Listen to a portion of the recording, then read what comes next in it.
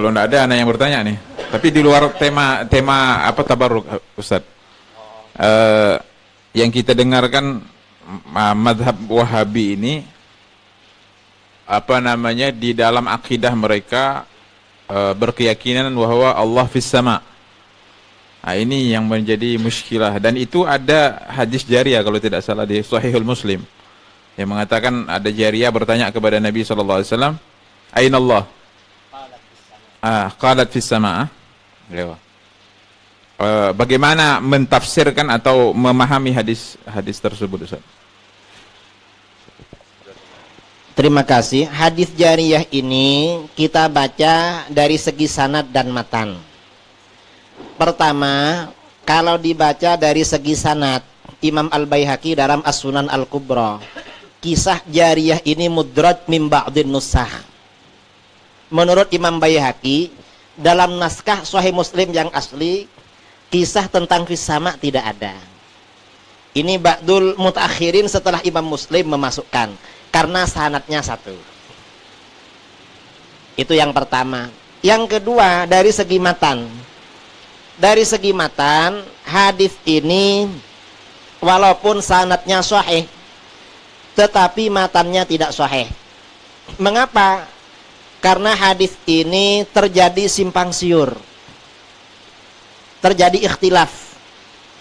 Jadi hadis ini memang tidak mahfud ya, tidak kuat. Terjadi simpang siur. Karena simpang siur, maka hadis ini dianggap tidak kuat. Itu dari segi matan dan sanad. Yang ketiga, kalaupun ini sahih dari segi dirayah, segi makna, kata para ulama wajib ditakwil. Kalaupun sahih, padahal tidak sahih. Kalau ditakwil, berarti yang ditanyakan oleh baginda kepada jariyah itu ainallah, di mana Allah. Yang ditanyakan bukan makan, bukan tempat, tetapi baginda bertanya tentang makanah. Makanah itu artinya derajat atau kedudukan. Lalu dijawab fis sama, di langit, artinya Allah itu maha luhur. Jadi bukan tempatnya di langit. Mengapa begitu? Karena Allah ini maha suci dari tempat.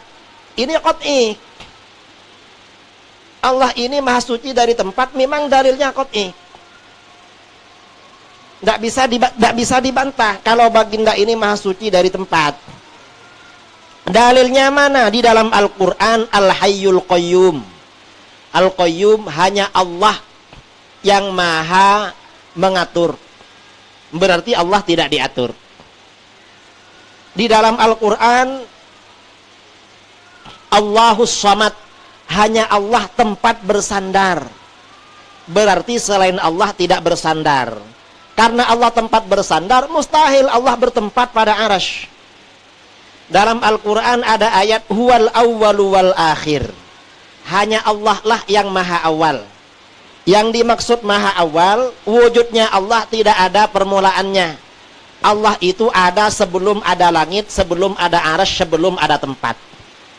Sebelum ada tempat, sebelum ada langit, sebelum ada arasy, Allah tidak bertempat. Berarti setelah benda-benda itu tercipta, Allah tidak bertempat.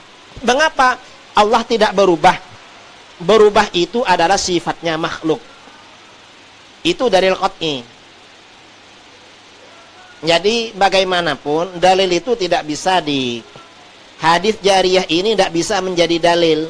Kalaupun ini dipaksa-paksakan, Wahabi kalau di dalam Al-Quran dalilnya yang pertama, Ar-Rahmanu 'alal 'arsy istawa. Allah beristiwa pada arsy. Cara menolaknya, istawa ini lafadz mustarak, bukan lafadz nas. Maknanya ada 15. Karena itu tidak bisa ditentukan pada makna bertempat. Karena maknanya 15. Itu yang pertama. Yang kedua, kalau dipaksa-paksakan akan bertentangan dengan ayat lain yang memberikan kesan Allah tidak di langit, di arsy. Contoh, wa huwa ma'akum aina ma kuntum. Allah bersama kamu dimanapun kamu berada. Sekarang kita ada di mana? Di rumah Habib Abdullah kan? Lah apa Tuhan ada di sini? Katanya ada di arsy, tapi kok ada di sini? oleh Wahabi ditakwil. Yang dimaksud bersama kamu, Allah tahu dimanapun kamu berada. Jawaban kita, istawa juga ditakwil dong. Kalau wa huwa ma'akum ditakwil, maka ini ditakwil. Karena sama-sama mutasyabihat. Jadi banyak ya. Atau ayat lain, wasjud waqtarib. Bersujudlah kamu dan mendekatlah. Lah, orang bersujud itu dekat pada apa? Dekat pada karpet kan? Lah, apa Tuhan ada di bawah karpet? Kalau kita mendekat suruh bersujud. Oh bukan, yang dimaksud dekat di sini dekat secara ruhani, dekat secara hati, bukan dekat secara kebendaan jasmani, bukan. Ditakwil lagi,